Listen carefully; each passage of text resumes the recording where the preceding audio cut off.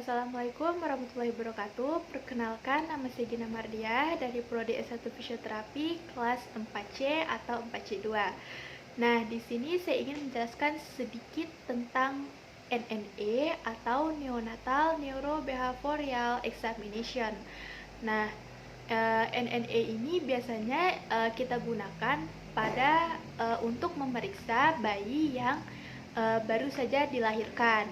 Nah, jadi di sini saya mendapatkan skenario 2, yaitu ada seorang ibu yang melahirkan pada usia kehamilan 35 minggu.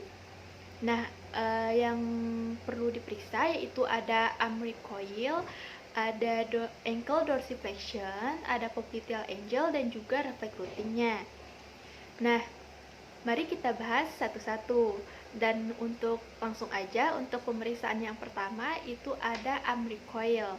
Amricoil pada anak ini pada usia yang dilahirkan pada usia kehamilan 35 minggu ini itu mendapatkan hasil 2, yaitu dimana lengan bayi itu hanya dapat ditekuk sebesar 100 derajat saja hanya dalam beberapa detik, atau hanya dapat difleksikan sebesar 100 derajat saja hanya dalam beberapa detik.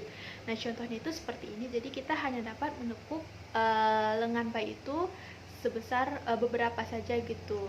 Jadi hanya 100 derajat aja hanya dalam beberapa detik. Dan juga untuk yang kedua itu untuk dorsifleksi ankle. Nah, untuk dorsifleksi ankle sendiri itu pada bayi yang dilahirkan pada usia kehamilan 35 minggu ini itu didapatkan nilai 2, yaitu sebesar 30-60 derajat. Dan untuk yang ketiga itu popliteal angle. Pada popliteal angle-nya itu didapatkan juga nilai 2, yaitu sebesar 90-135 derajat. Berarti bayi itu hanya memiliki sudut pada popliteal angle-nya itu 90-135 derajat. Dan untuk yang terakhir itu ada reflex routing.